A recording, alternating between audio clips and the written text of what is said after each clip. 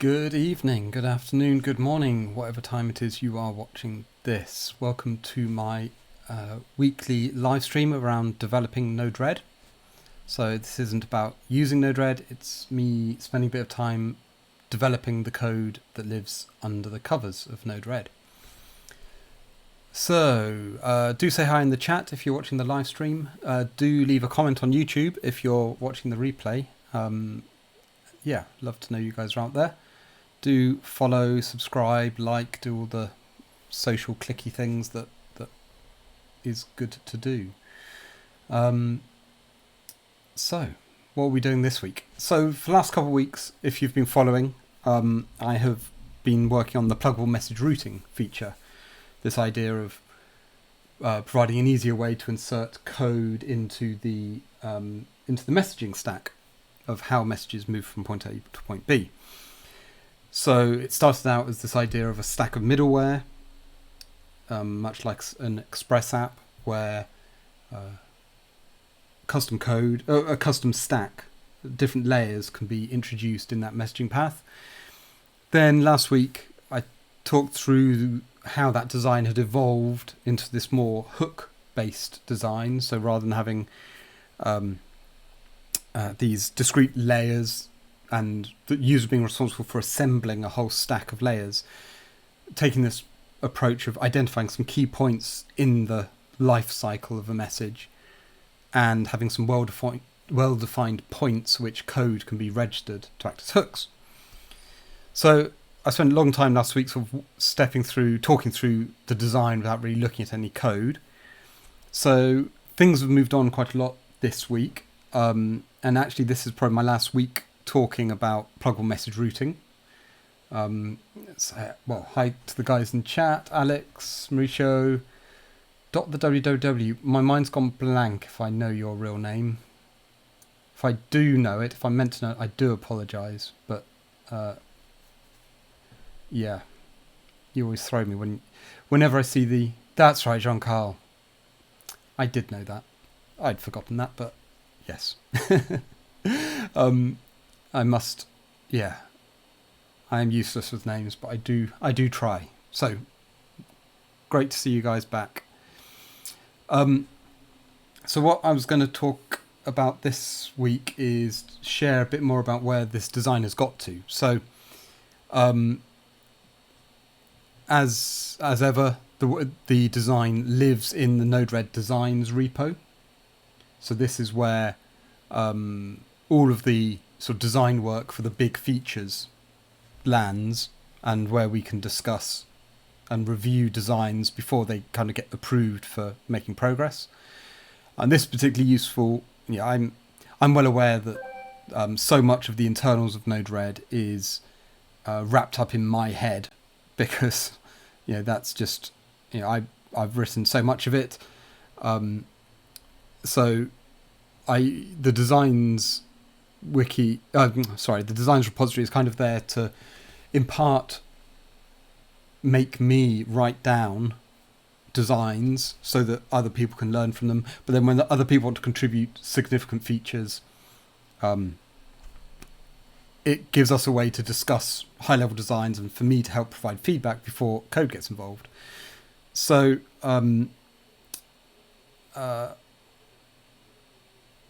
the design has moved on, and in fact, the design appears to have 2 copies of this image. I'm just going to quickly fix that whilst I talk.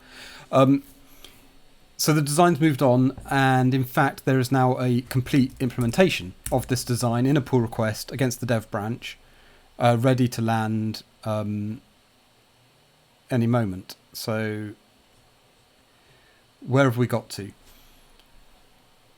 So again, just to recap, because I spent a lot of time talking through this last week, rather than thinking of it as a single stack of middleware layers, this picture kind of shows the full life cycle of a message when it's being sent. And these numbered annotated points are points where code can be registered as hooks to do something with that event. And since I last stepped through this, I've renamed some of them because I was slightly inconsistent in the prefixes like on, pre, and post. I wasn't entirely happy with how I had it structured, so this is where we're up now. So on send gets triggered when a node calls send, and that will be with potentially more than one or more messages. Pre-route gets called for each individual message when it's about to get routed locally. Pre-deliver is once the message has been cloned and we've identified who it's being sent to, but it's not been sent yet.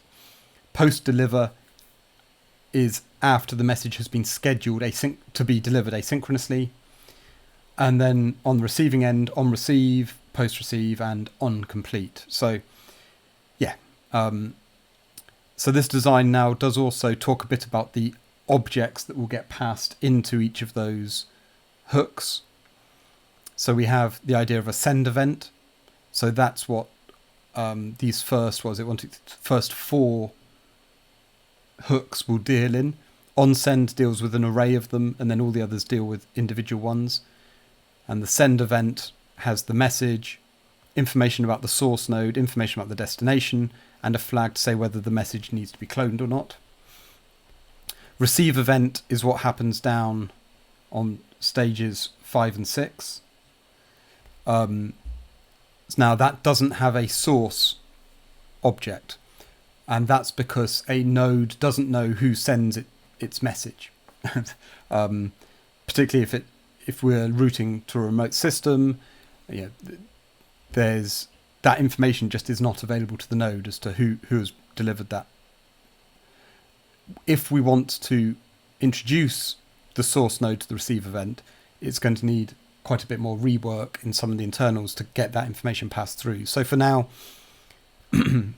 certainly initially, it'll just have the destination message and the destination. And then the complete event is what gets called on complete, as long as the node calls its done function, which not all nodes do.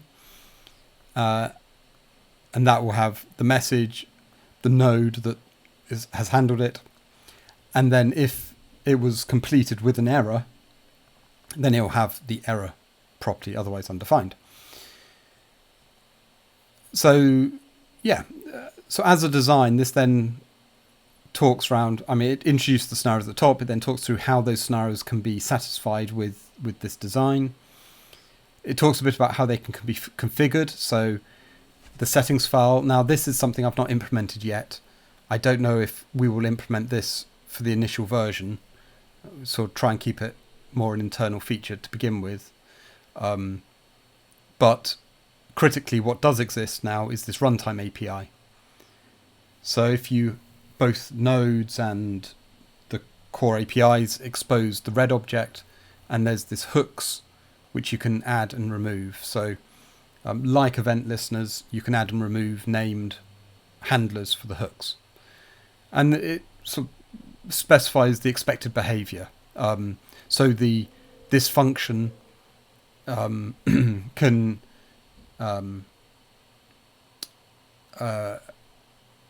if it's completely synchronous, then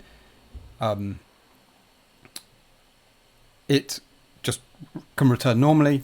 If it returns false, and that's strictly false, not 0 or null or a false like value, then it will actually halt the onward processing of that event. So that's a way that a hook could actually block a message from being sent. For example, a remote router wouldn't want the message to carry on being routed locally. But it also supports this being an async function.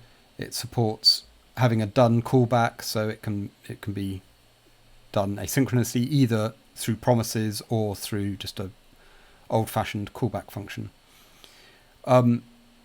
And then this is an important distinction, an important point. So in the runtime, we already have red.events. That's already an API we have, which is kind of an internal event system for when flows are started and stopped. And when you look at it, they kind of sound very similar to hooks.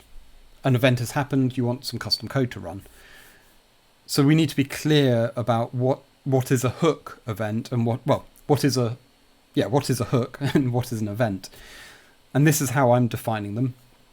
So events are, I'm calling it, they're notifications that something's happened. It's the event handler doesn't have any influence over that event. It's just being told that something has happened, like the state of the system has changed, the flows have started or the flows have stopped. Hooks, however, are handlers that are in the processing path of what has happened. So the hook can modify the data being passed through. It can halt the onward processing. So yeah, I think that's a clear distinction. I think it makes sense to have them as separate things rather than two different types of the same thing. So events are just notifications about a change in state.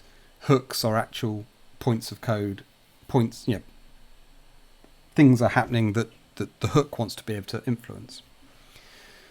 Anyway, I've more than enough time talking through that as I sort of went through it in great detail last time. So there is now a draft pull request 2665, which implements 99% of what's in the design note. The 1% it doesn't implement yet is this dealing with the settings file. Partly because, like I said, this needs a lot more thought as to how it's exposed via the settings file.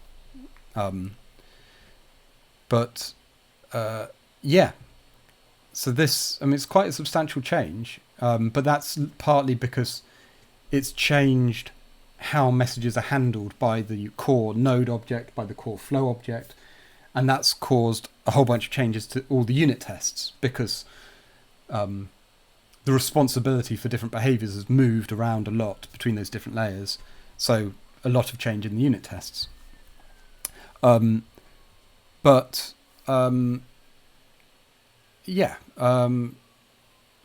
Let's kind of see what sort of thing we could do with this then. Now, let's just see. I think I've got my code running. What branch am I in? Yep, I'm in the right branch. Okay, so I've got Node-RED running. Let's just pull it up.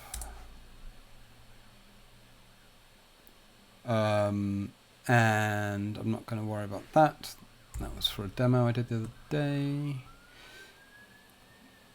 Okay. So I can,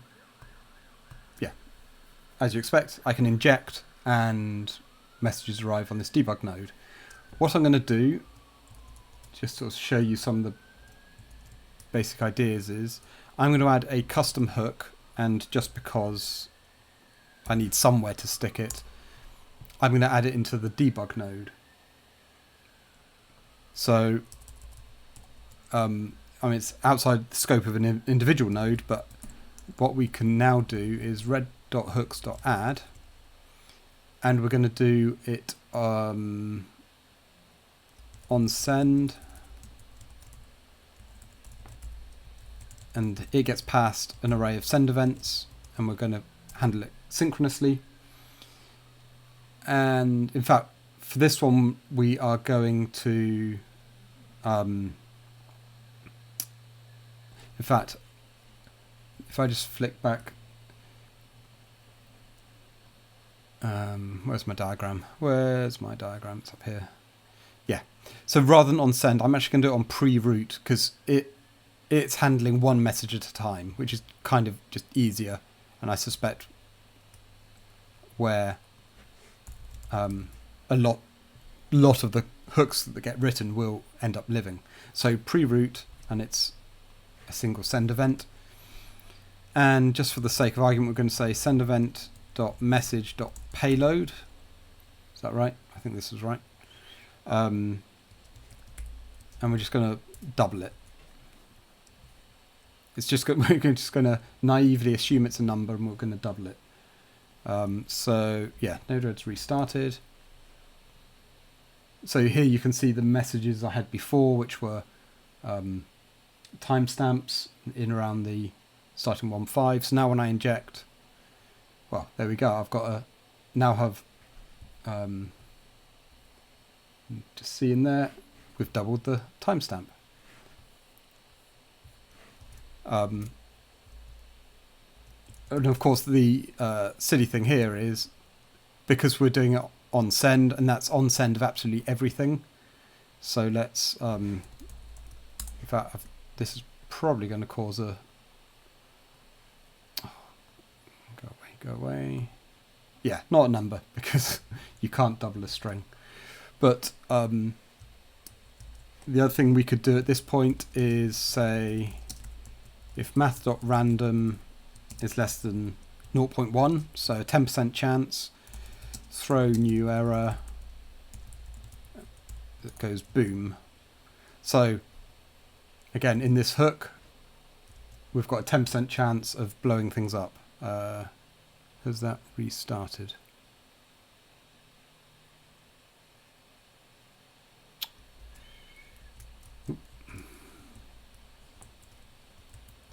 How's that? Yeah, that's restarting. Right.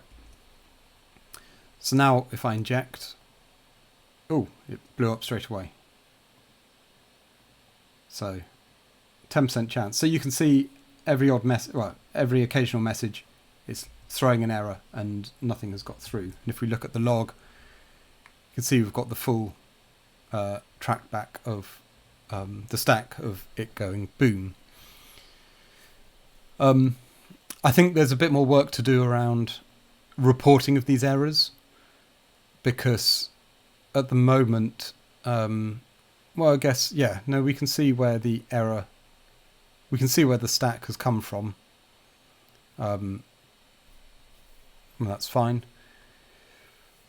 But yeah, it is kind of at the point now where you could imagine a flow debugger, for the sake of argument, could whenever it looks at the source node or the destination node ID, make a decision as to whether to pause sending of messages or not. So what if you wanted to send multiple messages, split a message into 2+ messages? That's a good question, John Carl. That is a good question. Yeah, this model isn't going to support that, I don't think. You've got me wondering there now. Yeah. I don't know if we're going to be able to... Well, I don't know if the code as it stands can support that, because, and here's why, it's this send event which you can mutate inside this function, and it's the send event that gets passed on. So there's no way for this code to generate a new send event. So yeah, that functionality wouldn't be possible here. I think, yeah, it's an interesting thought. I think we'd want to look at what would be the use case for that. Certainly none of the use cases we have currently have a need at this point to do that sort of thing. So the idea here is this router is very much, or the hook is very much consuming the individual event, and then either sending something on or not. So let's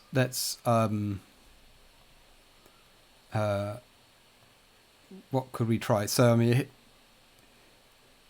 just case in point, let's look at, so here we've got this node which has a an ID I've just copied.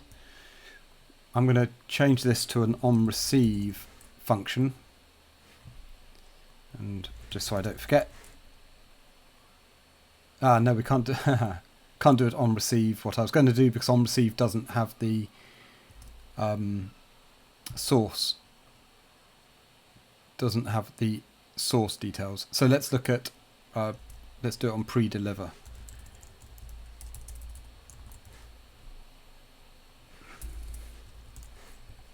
And we're going to say if sendEvent.destination.id equals this one I just copied out of node red, we're going to return false. Okay, so we'll return false, explicitly the precise value false if we're trying to send anything to this node, otherwise do nothing. So now I can inject the timestamp just fine. Oh, and that's getting through okay. Oh, because it's the source. Sorry. It's the source of the send event. That ID I copied was of the inject node. So, where are we at? So I can inject timestamp, but hello, I'm clicking, but nothing's getting through. So that shows how by returning false, we're able to filter out that message. Something else we could do in this callback, if we add a done parameter, we can do a set timeout and call done after, let's say, a couple seconds, so you see it.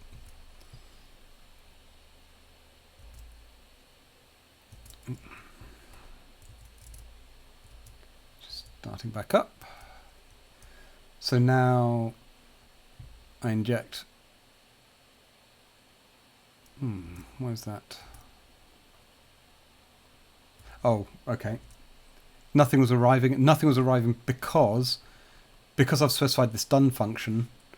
I need to make sure I call done in all cases, because the stack is now sat waiting for done to be called. So here, if it's coming from our lower inject node, we're going to wait 2 seconds before we call done, otherwise we'll call done straight away. Oh, didn't need to reload the editor, but nice and speedy on here. So timestamp gets through straight away, and if I click 1, 2, there. So that's introduced a delay actually in the fabric of my flow, if you like.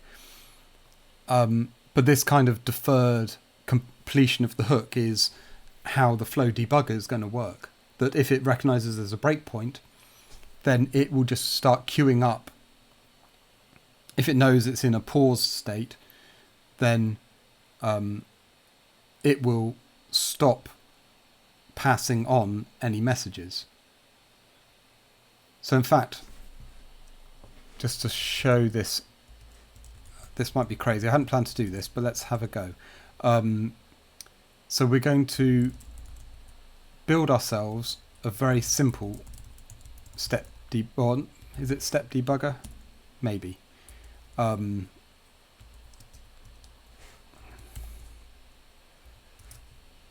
This isn't at all probably how you be the right way of doing it, but what I'm going to do is just add a dummy inject and debug. Stick it up here for now. And we're going to call this one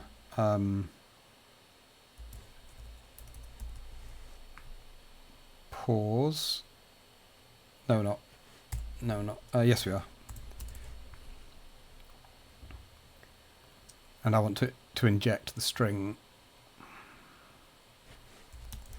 pause.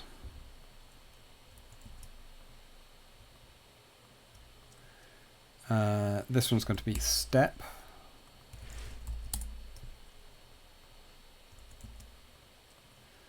If this works, it's going to be crazy. And this one's going to be resume.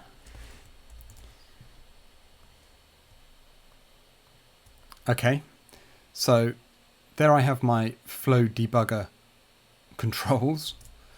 So on the pre-root step, if the send event message.payload equals pause,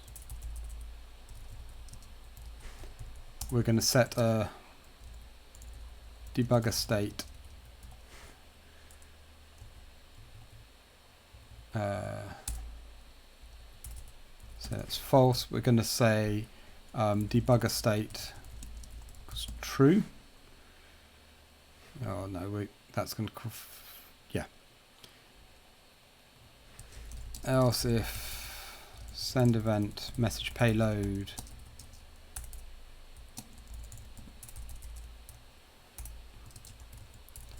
resume. We'll set it back to false. We'll come back to that in a sec. Then down here, so on pre-deliver, if debugger state is false, that's sort of normal operation, we just call done straight away. Else, and we're going to have a paused messages array.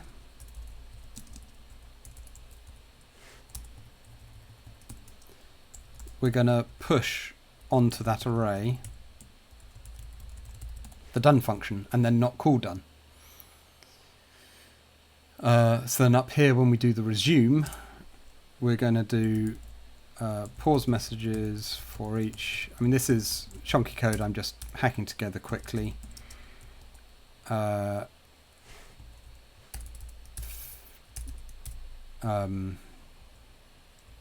do it this way, because we know that's the done function, so let's call it that.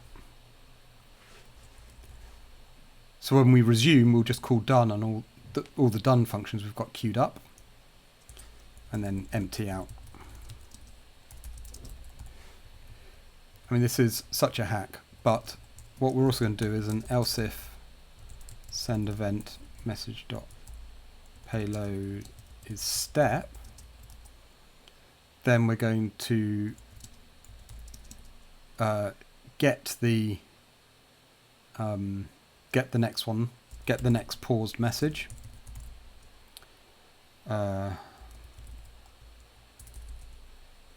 Is it?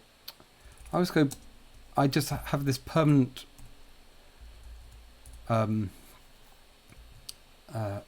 array function blindness as to which way round shift and pop are. So the number of times I just have to quickly create an array and do a.pop 3, but that's no, I want shift because I want it from the front. Yes, every time I have to check that, absolutely every time. And then if done, we call it. Okay, if this works, it's going to be very hacky, but the key thing to realize is pre-root.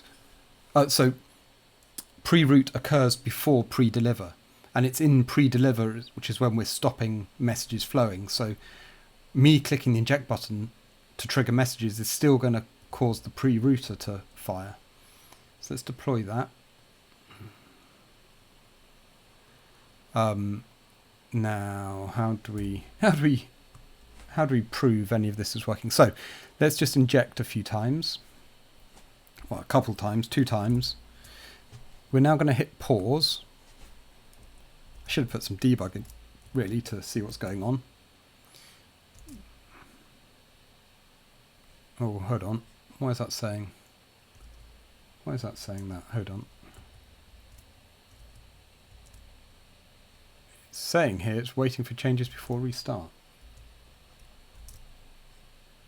Okay. That's now running.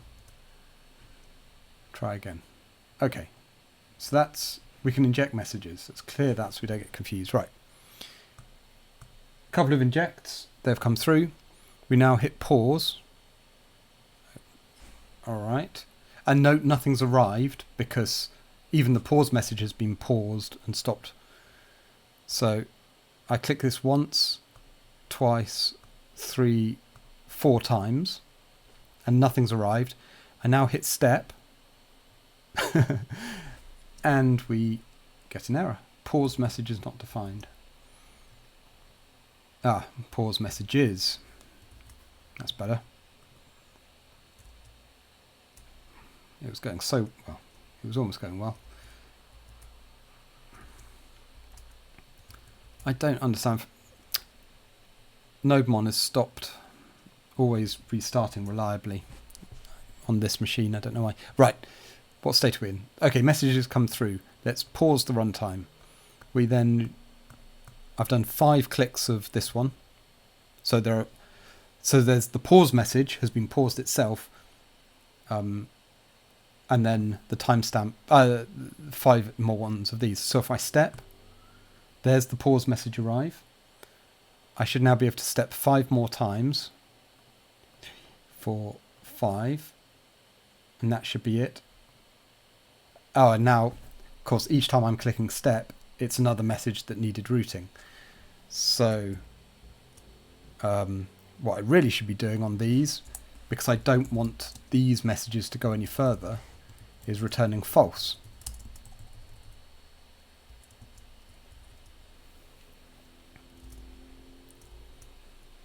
I hope you appreciate none of this is actual real production code. This is me just sort of demonstrating the sort of logic we can now start building in using these hooks. So yeah, so that they get through, we pause, we do a whole load more. Now if I click resume, they all arrive in quick succession and new messages keep going. Pause again, do a few more, just clear that out. And then step. Each time I click step, another message comes through. And then click resume, so everything comes through as I click. So there in, 20 lines of code is a very, very crude step debugger that lets me stop messages passing through any part of the system. And then whenever I click resume or click step, I take the next message and allow it to complete, allow it to move on.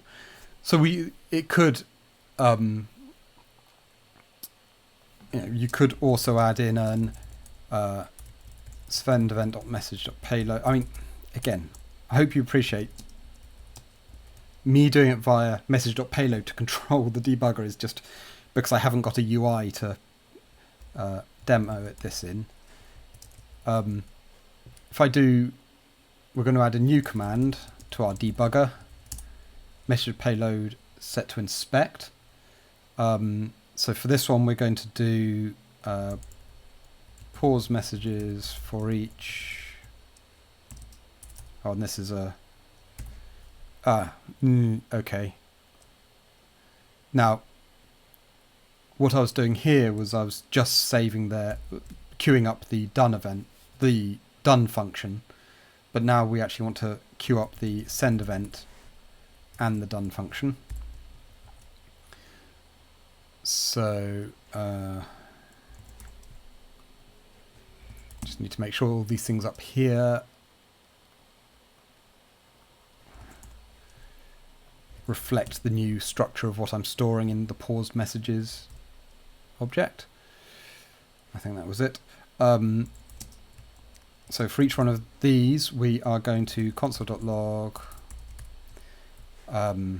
event.source.id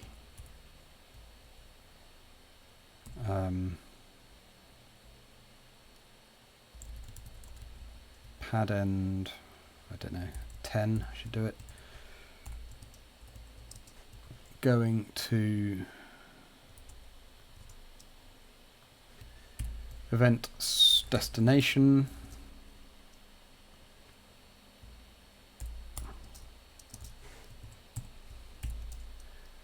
event.message.payload.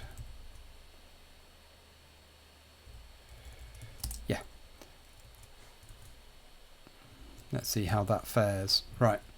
So what we're going to do is just move that down because we're going to add in our inspect control.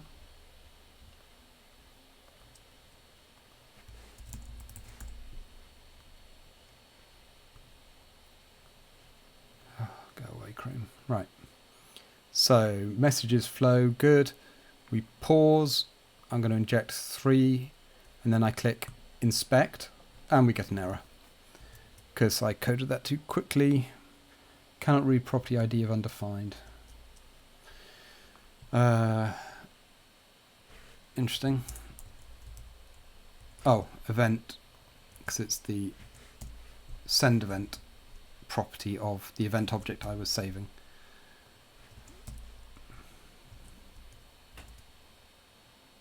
Right, let's give that a go. So I inject, they go through, I pause, 5 of them, and I hit inspect. Now I switch to the console, and there you can see the 5 messages in the queue. So not only can we now release them one by one, but it would also be possible in the UI to allow the user to inspect and visualize where messages were in the system, and to actually look at the properties and where it's coming from, where it's going to, the message structure, all of that good stuff. Yeah, all of that is there. So if I hit resume now, they've all flooded through, and if I hit inspect, well, I hit inspect. Well, there's nothing to inspect because there's nothing. We've flushed all the messages. So that's good. You know, a very rudimentary flow debugger. But you could imagine all sorts of other conditions setting these flags. So at the moment, I've hacked in looking at message.payload for these different commands, but you can start thinking of other conditions. Now, for the flow debugger, it'll primarily be a case of what's the node, which node's sending and what port is it sending on, or what node is about to receive it, to set the breakpoint. Yeah, I'm sure we could conceive of other interesting rules to decide should the flow debugger be triggered or not. Yeah, so that's the hooks, and I was quite pleased with that demo. As I say, it's now 30 lines of code, and we've got a very crude step debugger for the flow. But in many ways, for the flow debugger, this stuff was always going to be the easy part. The hard part is getting the UI right, and I do have a branch with a flow debugger in it, but it's from about 3 or 4 years ago, and how portable it would be, I don't know. But I'd say the flow debugger is probably the one feature I'm most excited to spend time on later this year. For the sake of posterity, I'm just going to keep that albeit commented out. So now there's some other bits we want to look at with hooks. One of the requirements when we think about, for example, the flow testing or any sort of custom routing is they can't operate in isolation within a single hook or a combination of hooks around just the raw message passing. The message router needs to have visibility of the flow configuration. If, for example, in the future, when we add metadata to groups, that metadata might provide information to the router in terms of where to send messages. So that implies whatever code is registering the hooks for the message passing also needs to be notified when new flows are being deployed, so that it can update its view of the world. And the flow testing, we still haven't got to the point in the design for flow testing yet to work out where do the tests live. Are they part of the main flow configuration, or do they live alongside it? But either way, there's a need for code to know that the user's hit deploy and they're seeing something else, and that the configuration has changed. So this is where I spent a bit of time last week, and I haven't got answers to yet, but essentially I'm looking at what other hooks can we add elsewhere in the code, and potentially there's some interesting unrelated features we could unlock if we have the right hooks in the right place.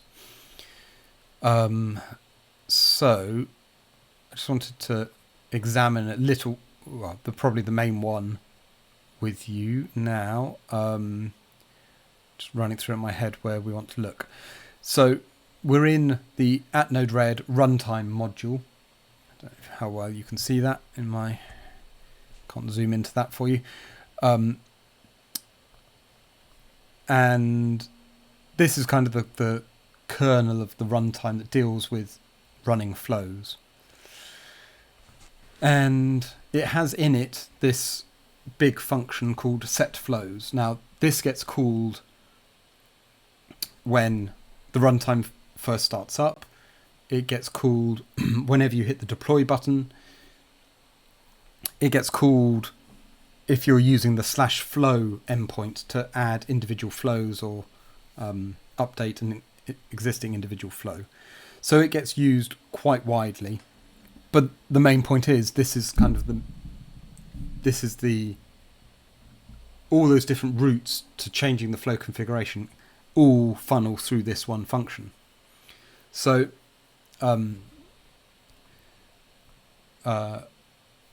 what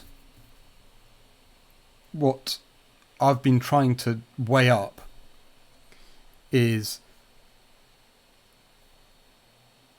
should there be an event or should there be a hook? And if you remember, my distinction between the two are hooks. It's a hook if it's able to modify the data passing through. It's an event if it's just a raw, pure notification. Now, on the face of it, a notification would be enough. You know, you're just notified that the flow configuration has changed. And in fact, we already have an event emitted, a runtime event, with a runtime event with an ID of runtime deploy. Now, this is an event that gets emitted back up to the editor, and this is part of how it works. So it knows when you have two editors and one does a deploy, it's this runtime event which filters back up to the other editor to tell it someone else has done a deploy beneath you. But something else could be listening to that event. So, for example, red.events on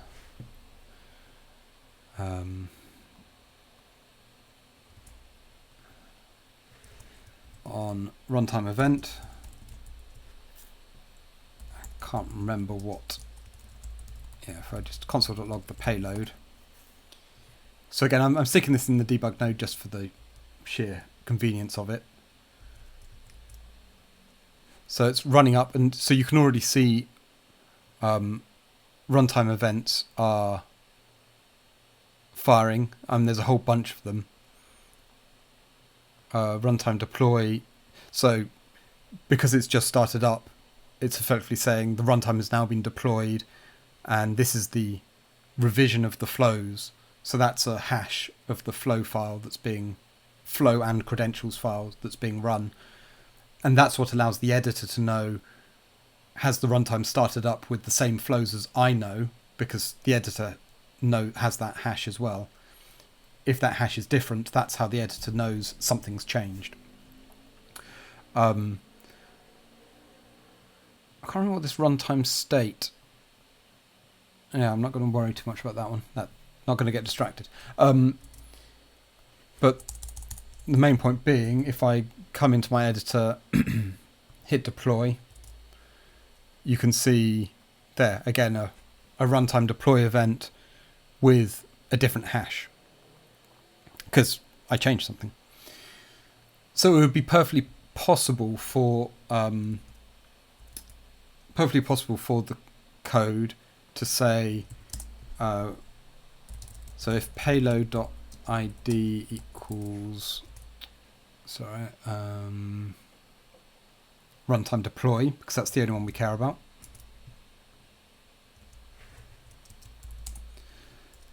Then it would be perfectly reasonable to say, okay, a deploy's happened, I need to update my view of what's going on. The problem, I could, well, two problems. One is, I'm not sure that this red object we pass in here exposes to the user, or exposes here any APIs to let me get the flow configuration. So I'm just going to very crudely, what do I actually get? Like I said, very crudely just print out the raw object. So we get the nodes API, we get the logging API, we get the settings API, the event and hooks and utils, version require, comms library, HTTP. Yeah.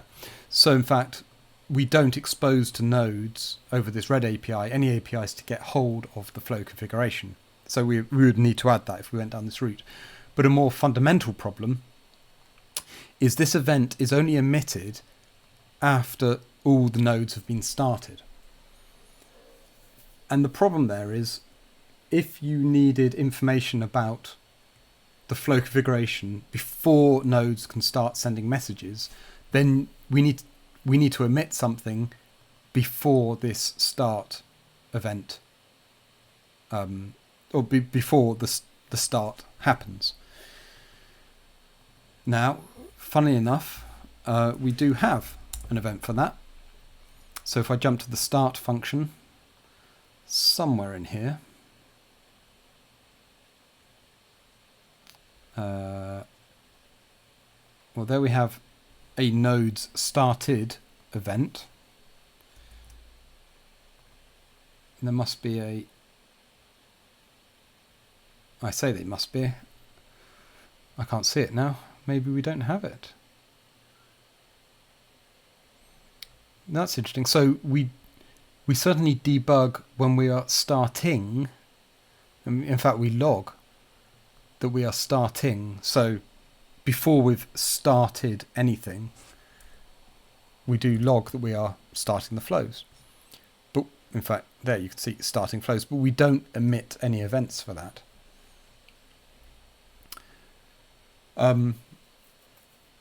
So again, we need to look at, do we need an event earlier?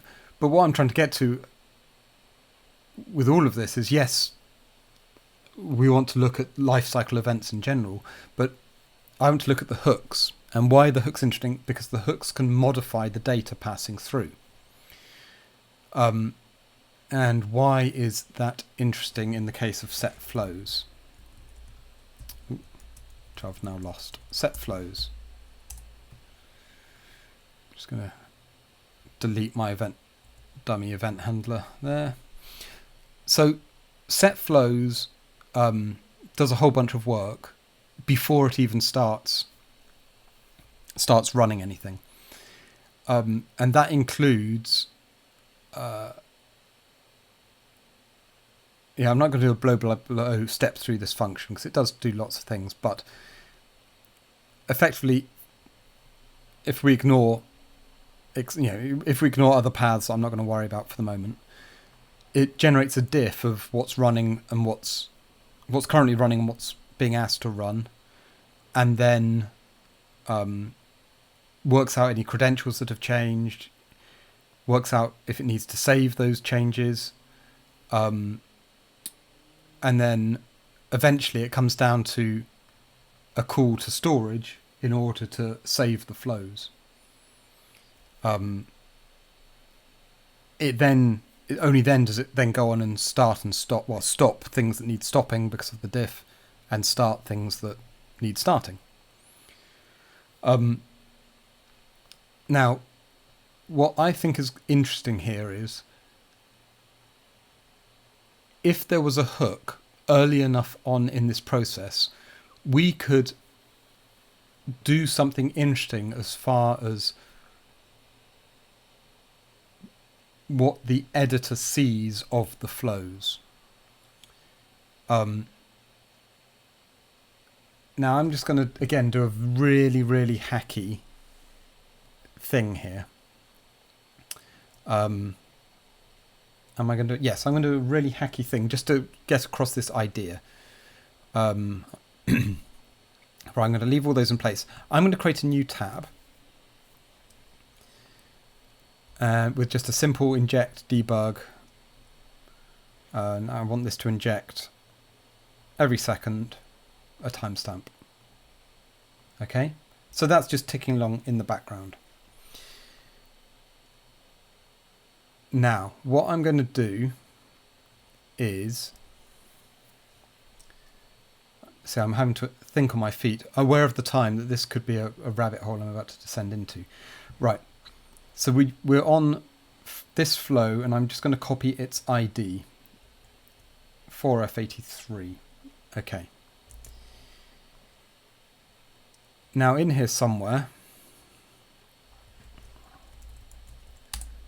we have, not that one, we have get flows. Get flows is what returns the active running configuration at the moment. So if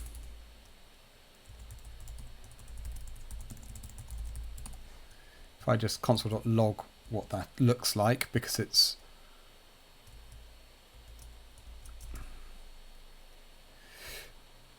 so that is the flow file as you know it, but it's actually wrapped as an object with a flows property and the rev. That's the hash for this, the fingerprint for this flow.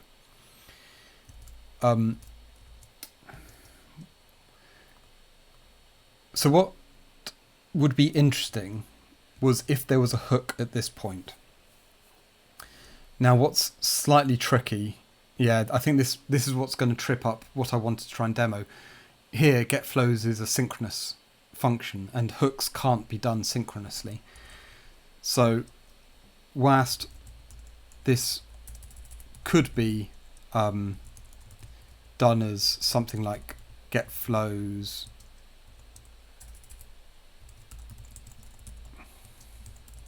so I'm just writing. So this is the part of the hooks API that I've not shown, which is how they actually get run by the runtime. It would be something like hooks.trigger get flows, pass in this object, and then a callback for when we're done, which might have an error returned.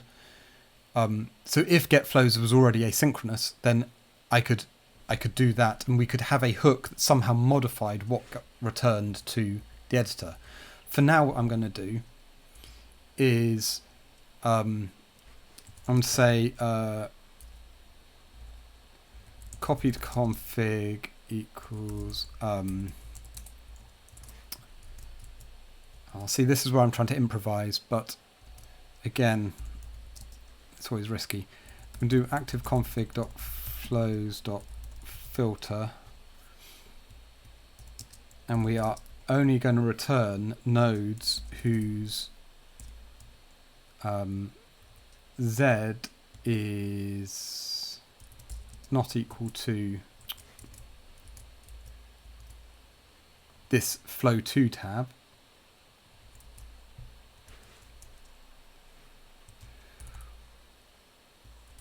In fact, it's not quite that. It's sorry, n.type equals, it's a tab, and the ID equals that.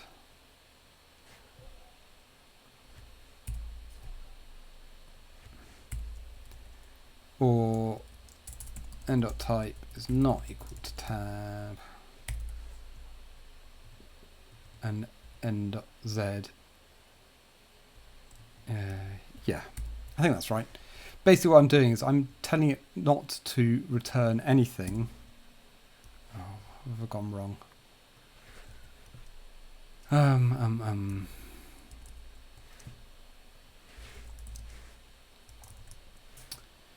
I'm trying to filter out so that it doesn't tell the editor anything about flow2. What's going wrong with my brackets? I just can't see it.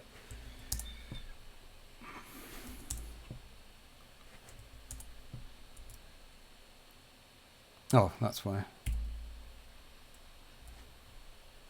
That or that. Looks good. That one.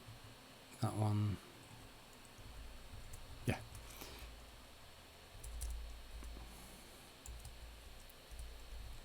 And the rev is the activeconfig.rev.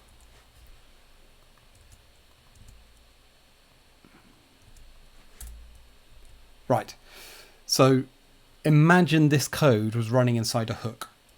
So that I've fixed that this is a synchronous function and that I've made it asynchronous, which it needs to be. Imagine someone were to write a hook with this code in it.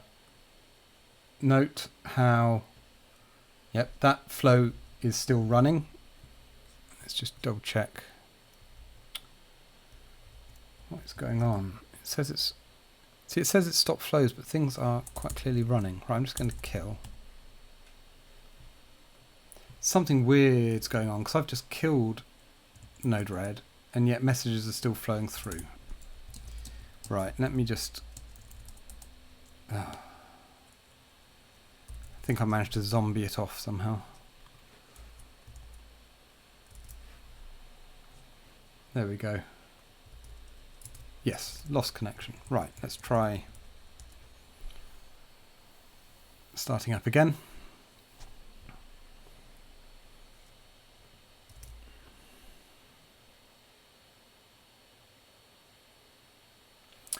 So the editor UI, it's all custom that we've written, or I've written. It uses D3 for some of the lifting, heavy lifting of object model to work out what needs drawing, but the actual work to draw stuff is all our own code.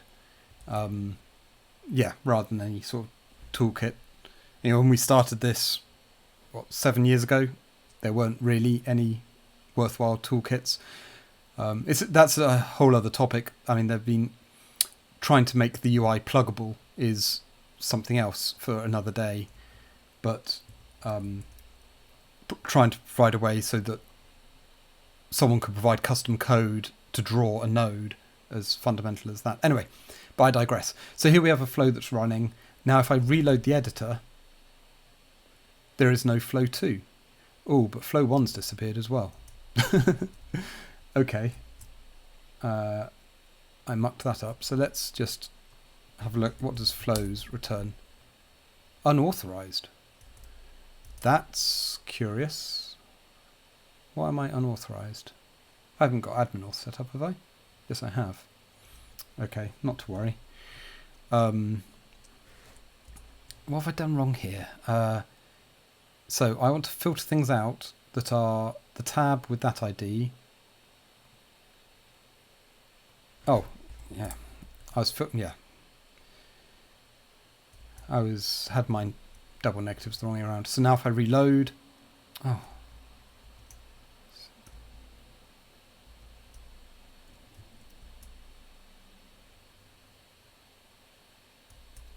Okay.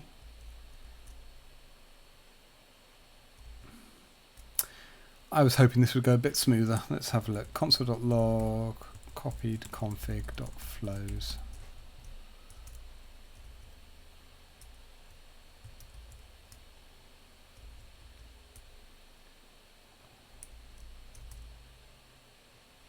Empty object. Marvelous. What have I done?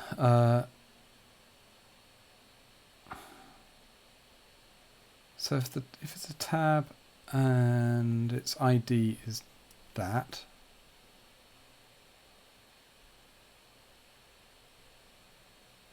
well, no, because I don't want any of that. I don't want that. I want, because filters returning stuff I do want. So if it's a tab, I don't want that ID, so that should be true. Or it's not a tab and the Z is not that. Yeah, this still doesn't feel satisfactory.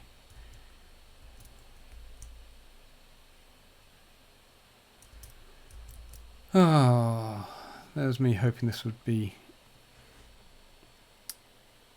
I mean, let me know in the chat if you kind of see where I'm trying to get to here. Basically what I'm trying to do is imagine a scenario where this was a hook. Someone could write a hook that hid tabs from a given user. If get flows identified the user ID that was doing the get. So in fact, we're in entirely the wrong bit of code anyway, because we don't have a user ID. Slightly higher up in the API, we would. So have a hook that could return a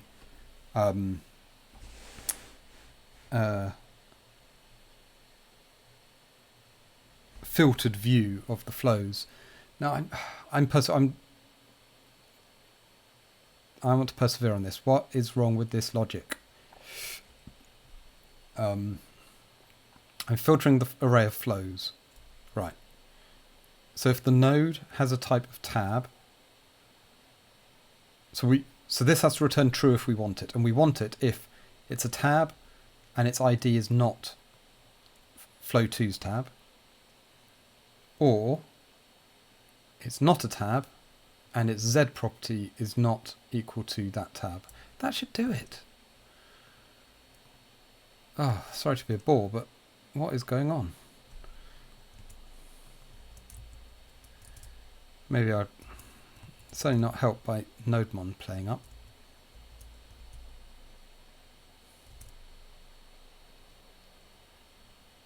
What am I missing here? So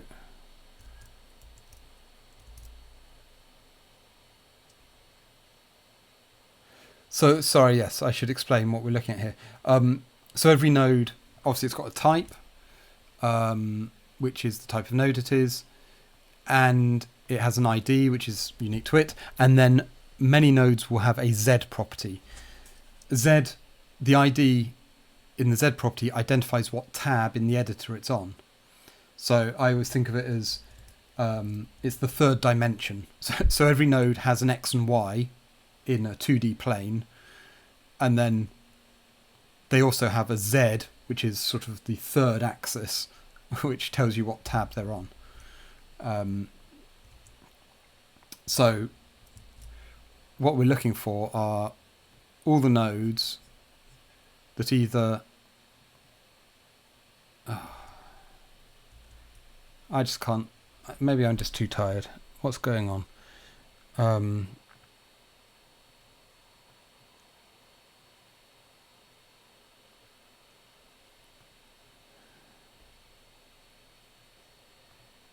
You think that should be an OR, and this is always the downside of doing these Twitches at Monday evening my time. It's just the wrong time to engage my brain quite enough. You know what? We're just gonna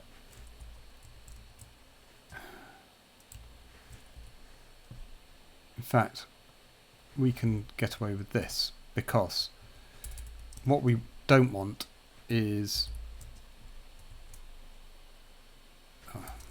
we want neither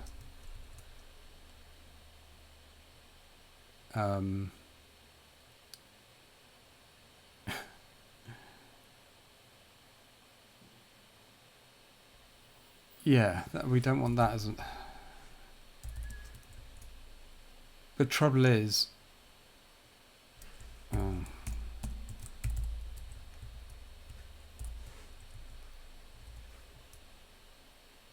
let's just try that.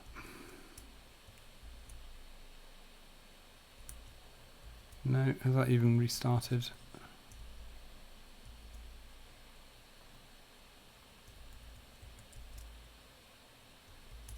I mean, there's part of me, I'm just being pig-headed now and I want to persevere to show this idea, but I'm so far off what I was trying to talk about.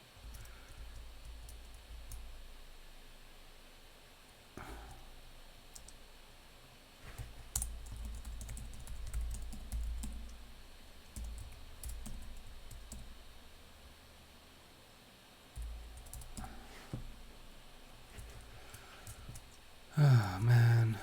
Right, let's try it one more time. If this doesn't work, then again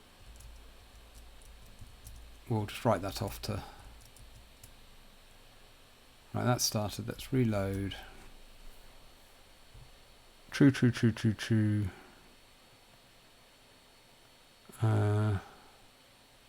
What are we even looking for again? Oh yeah, we're looking for this guy. So why have we got trues down there? They are true because...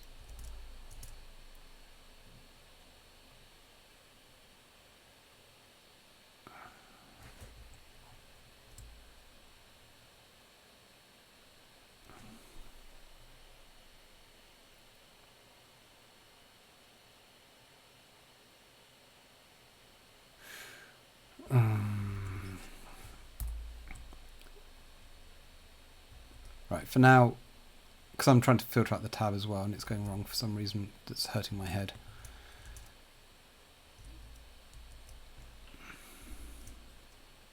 We should now... What is going on? That should have returned everything. Why am I not seeing everything?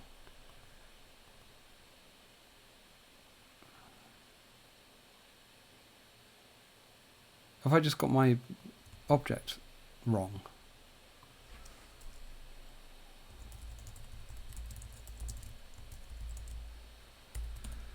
Oh no, active config.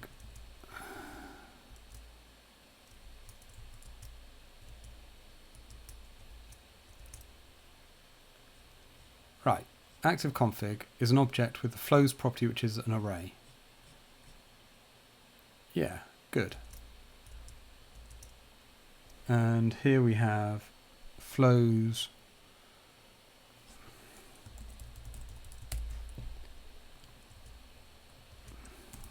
So this is the trouble with live streaming. I thought I improvised the flow debugger so well. This has now gone off the rails.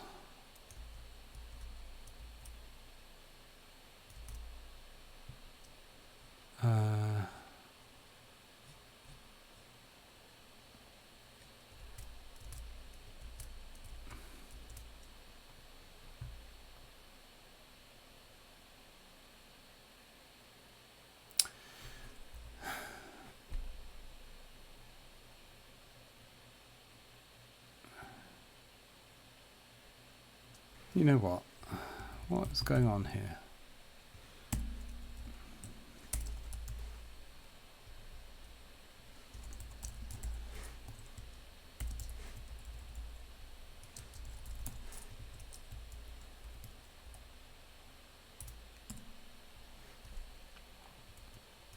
Right, none of this arrow function nonsense.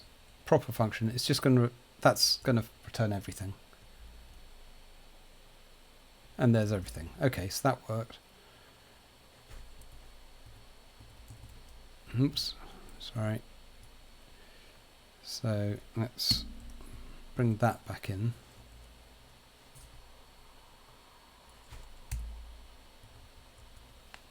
If this is all down to me, for some reason the arrow function screwing it up, then, well done. No.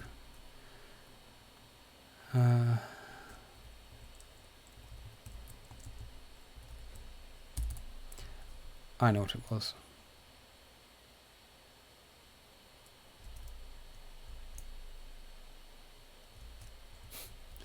No, I don't. That started. Oh, I'm giving up. This is infuriating bit of logic that should be so trivial. Why the heck is this not working? End dot there. Oh, you know what? I'm giving up. The point I was trying to make 10 minutes ago was if this was a bit of code that gave back a filtered view, and then when set flows get called by the same editor, it could reinsert the bits that have been filtered out, then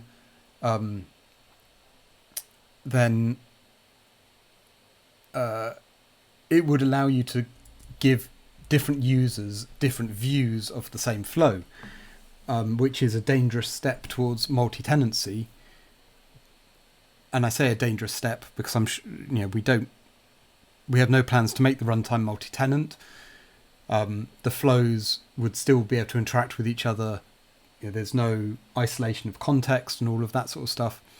But there are some use cases where it would be interesting to be able to provide a filtered view. But my main point is, it wouldn't be a feature that we would have to provide. By having a hook in the right places where the flows are retrieved from the runtime and when they're set, someone would be able to write that code and get it better than I've written in order to get that filtered view. Yeah. I'm just undoing all of that. That's infuriating. I'll watch the replay and I'm sure I'll spot the error if I watch the replay, but yeah. No point persevering. So that's where we've got to, just to try and bring things to a close.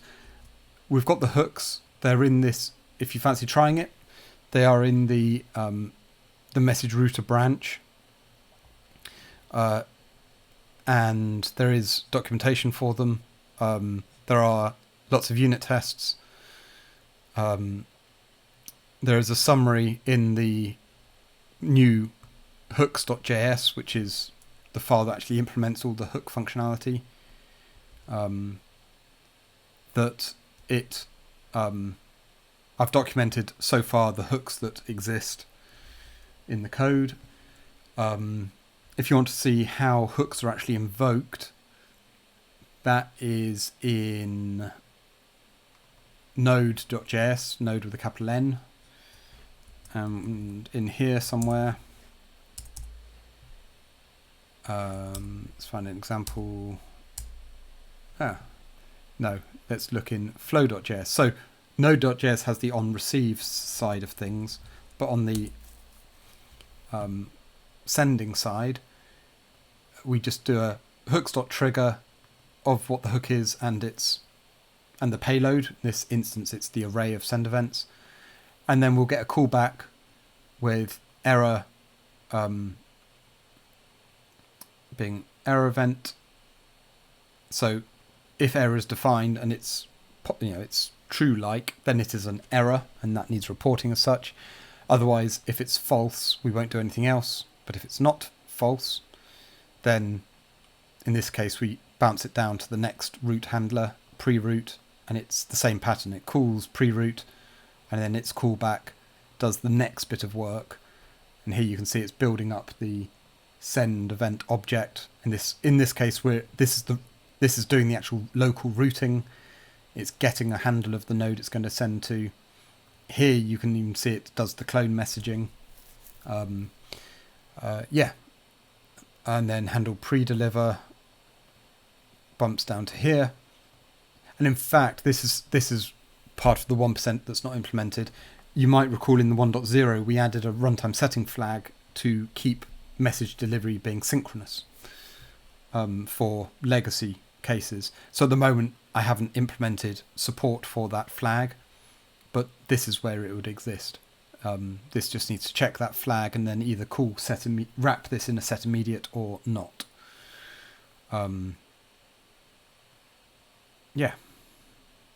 So hooks.trigger is the other part of it. Otherwise, we'll be looking at events and hooks that will be needed in other places in the runtime. Some definitely opens up some really exciting new functionality. If you're interested in getting involved, the current schedule is Node-RED 1.2. What are we on at the moment? We're on 1.1 at the moment, aren't we? Yeah. So 1.2 we want to release at the end of September. So tentatively we'll have a beta maybe the first week of September. Obviously August is holiday season. So I don't know if I'll be streaming the next 2 weeks. Because, certainly in 2 weeks' time I'll be on vacation. Next week I might just take a long break. So we'll hopefully have a beta release of 1.2 early September, final release end of September. Then 1.3 we'll look at doing in mid-January. And then 1.4 maybe around April, but also 2.0 around April.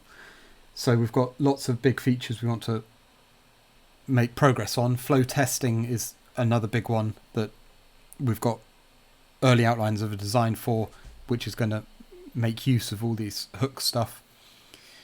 And the flow debugger is the other big one. So if you want to get involved, if you're interested in this stuff, if you've got ideas, suggestions for anything you've seen, by all means watch the replay and point out what I was getting wrong in that code. But I'm sure it'll be obvious when I go back to it as soon as I hit stop streaming in a minute. So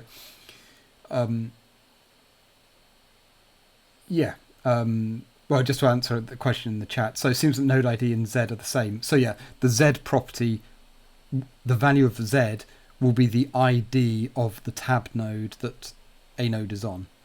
And if a node does not have a Z property, it's a global node. So like a global configuration node that can be seen everywhere, or a subflow that's global and can be accessed from everywhere.